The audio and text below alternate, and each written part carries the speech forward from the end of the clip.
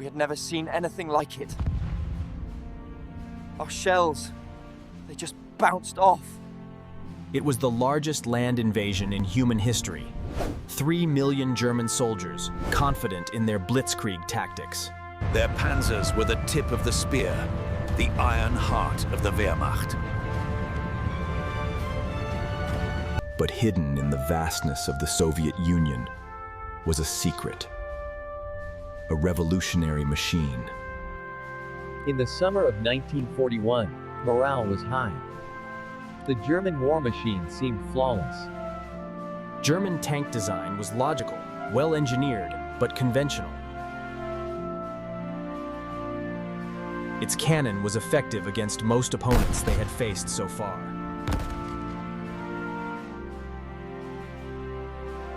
The initial successes were staggering. Hundreds of thousands of Soviet soldiers were encircled and captured. The Red Army's equipment seemed to confirm German prejudice. It was outdated and easily destroyed. German high command believed the campaign was all but won. But the vast distances of Russia were beginning to take their toll. Then came the Rasputitsa, the season of mud. The blitzkrieg began to slow to a crawl. The German infantry relied on their anti-tank guns, nicknamed the door knockers.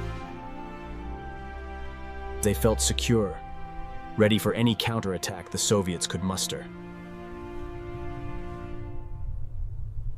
And then, on a misty morning near the city of Mtsensk, the future of warfare came rolling out of the fog. It was the T-34.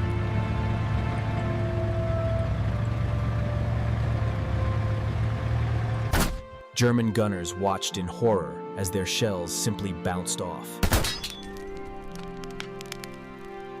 This was the genius of sloped armor. A simple principle of physics that made the tank almost immune to their guns. The angle effectively doubled the thickness of the armor the shell had to penetrate.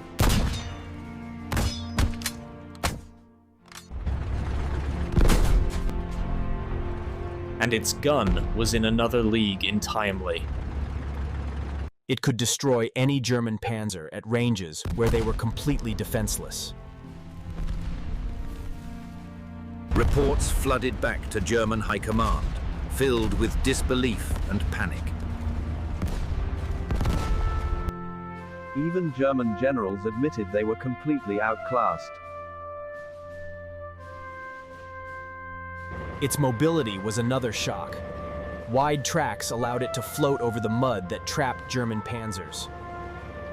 Combined with its revolutionary Christie suspension, it could move faster and further than its opponents. Its rugged diesel engine was less flammable, and gave it a superior operational range. This was the T-34 shock, a moment that forced the German army to question everything.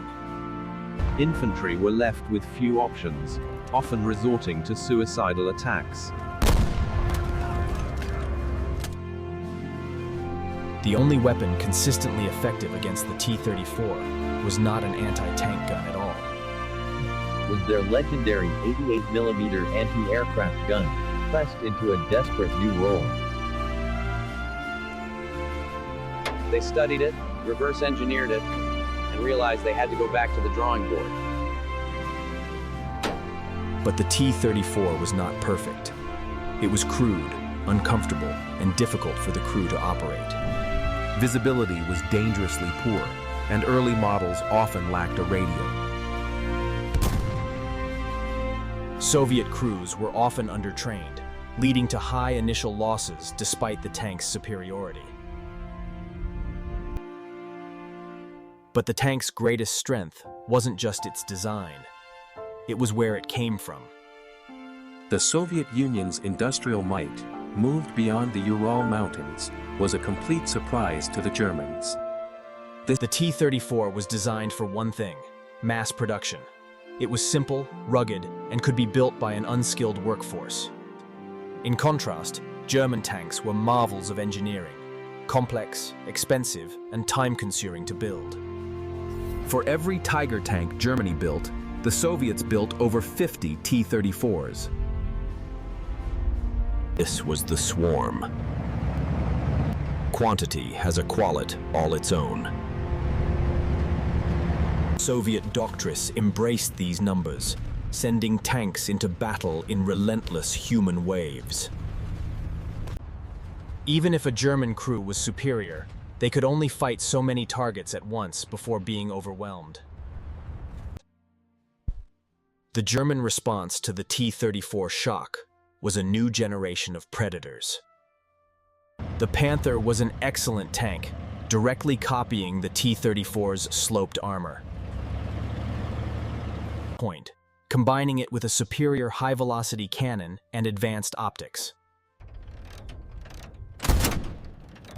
And then there was the Tiger, a heavy tank designed to dominate the battlefield. Its 88mm gun could destroy a T-34 from over a mile away. German tank aces in Tigers and Panthers would rack up incredible kill counts. But there were never enough of them. The swarm was always coming. And the Soviets didn't stand still. They upgraded their champion. This was the T-34/85. Now, it had a gun that could challenge the Panthers and Tigers. It was still simple, still crude, but now it packed an even deadlier punch. This upgraded tank would form the armored fist of the Red Army for the rest of the war. It was the tank that started as a shock and ended the war in the enemy's capital. Germany's complex beasts were brilliant, but they couldn't stop the relentless, industrial tide they had awakened. The T-34's story didn't end in 1945. Over 80,000 were built, making it the most produced tank in history.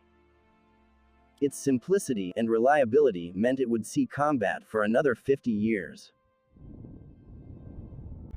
But its most important legacy is written in the steel of every tank that came after it.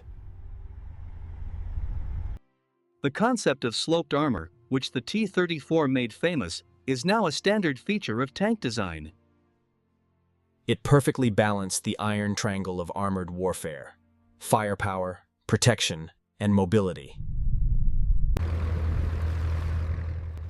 It was not the most advanced tank of the war.